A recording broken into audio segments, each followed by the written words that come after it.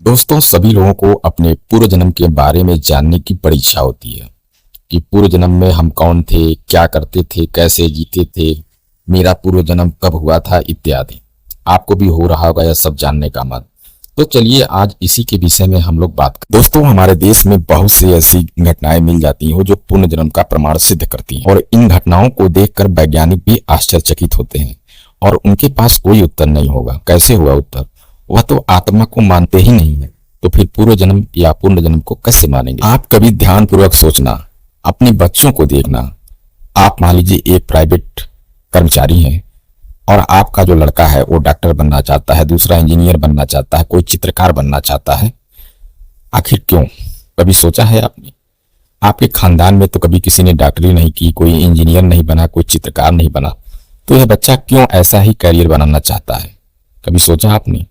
यह इसलिए होता है कि पिछले जन्म में वो डॉक्टर था या डॉक्टर बनने से पहले उसकी मृत्यु हो गई थी। इसलिए जब आपके घर में उसका जन्म हुआ तो वह सारे संस्कार साथ लेकर आया था।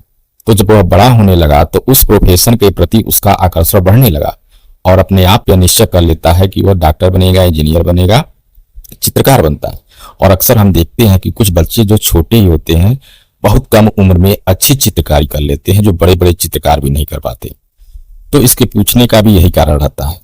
बात है चेतन मन की। जब आत्मा शरीर से निकलती है तो मृत्यु के पश्चात तो चेतन मन भी आत्मा से ही जुड़ा होता है, तो वह भी तो साथ जाता है। इसके प्रभाव से ही दूसरे जन्म में कर्म का फल पिछले जन्म में अधूरे थे वह पूर्ण होते हैं। तो चेतन मन में आप जो भी करते हो वह अंकित होता है। जी हाँ, याददाश्त भी चेतन मन में ही रहती है। जब हम कहीं किसी सिनेमा में मूवी देखते हैं तो अचानक कोई ऐसा सीन आता है जिसको लगता है आपकी हमने कहीं देखा हुआ है, लेकिन आपको पता नहीं है। और उसके पीछे जो घटनाएं होती हैं, उसके पीछे जो चीज आप देखे रहते हो वो भी लगता है कि ये तो मैंने देखा हुआ है। आप हैरान हो जाते हैं क्योंकि आप तो कभी उस जगह पर गए ही नहीं, तो आपको कैसे पता चला कि इसके पीछे यह वस्तु है या इसके पीछे यह दृश्य है? आपने तो कभी ये पहले देखी नहीं है। ऐसी अद्भुत क्यों होती है? कभी सोचा है आपने? नहीं ना। तो अब ये सोचना, इसलिए कि आप पिछले जन्म में वहां गए थे, वो दृश्य आपने देखा था, वह आपके चेतन मन में अपनी छाप छोड़ गया था। या यूं कहें कि चेतन मन पर वह दृश्य सुसुप्त अवस्था में अंकित था, लेकिन जैसे ही आपके सामने वह दृश्य आया तो आपके चेतन मन से वह याददाश्त लौट आती। तो आपको ऐसी अनुभूति होती है कि जैसे आपने देखा है वह दृश्य। कई बार ऐसा होता है कि हमारे साथ जब हम कुछ याद करने की कोशिश करते हैं तब याद नहीं आता, और फिर तो हम कहते हैं मन मन में कि जुबान पे नहीं आ रहा लेकिन याद तो आ रहा। वह इसलिए होता है कि जब हम कुछ सोचने की चेष्टा करते हैं तो अपना दिमाग पहले सोचता है कि वह याद है कि नहीं। चेतन मन के साथ इसलिए वह याद नहीं आया, जबकि याद तो था किंतु तभी याद नहीं आ रहा। तो उसका एक ही उपाय है कि आपके साथ जब भी ऐसा हो तो याद करना छोड़ दीजिए। जैसे ही द्वंद्व खत्म हुआ, चेतन मन से वह याद अपने आप ताजा हो जाएगी। यह इसलिए होता है क्योंकि छोटी यादें हमेशा से अपना बड़ा दिमाग संग्रहित करती है और लंबी यादें छोटा दिमाग, जिन्हें हम चेतना तंत्र भी कहते हैं, यह तो विज्ञान ने भी प्रमाणित कर दिया है। इसलिए इस पर संदेह करना भी निरर्थक है। चेतना तंत्र यानी उसके अंदर बसता है अपना चेतन मन।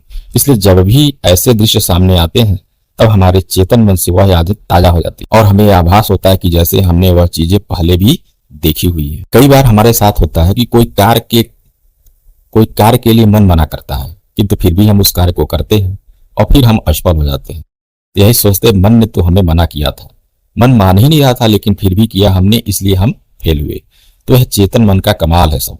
अगर आप चेतन मन को ठीक से समझने की कोशिश करो तो जरूर आपको अपना पिछला जन्म याद आ सकता है, किंतु उसमें भी कुछ ऐसी बातें हैं जिनको जानना आपको आवश्यक है।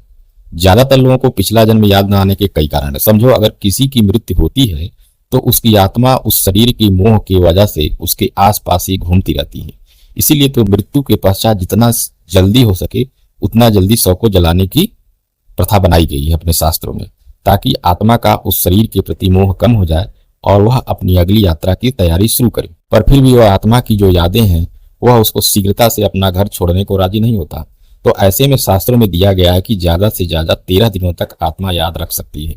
इसीलिए हम 13वीं मनाते हैं। उसके बाद आत्मा को जो उसकी चेतना होती है वो विस्मृत होने लगती है, या यह भी कह सकते हैं कि आत्मा के चेतन मन में वह दब के रह जाती है और फिर जब दूसरा जन्म धारण करती है, किंतु जितना समय उसे दूसरा शरीर धारण करने में लगा होगा उतनी ही ज्यादा उसको विस्मृति होगी। इसलिए नए जन्म के पश्चात उसको याद नहीं आता अपना पिछला जन्म। मगर कई आत्माएं ऐसी भी होती हैं जो शीघ्रता से जन्म लेती हैं तो उसे याद रहता है सब कुछ। तब जब वह बोलने लायक हो जाता है तो बोलने लगता है अपना पिछला जन्म। तो यह थी पिछले जन्म को याद करने की कहानी। दोस्तों, ये वीडियो कैसी लगी कमेंट में अवश्य बताइएगा। ऐसे ही वीडियो पाने के लिए हमारे चैनल को अवश्य सब्सक्राइब करिएगा।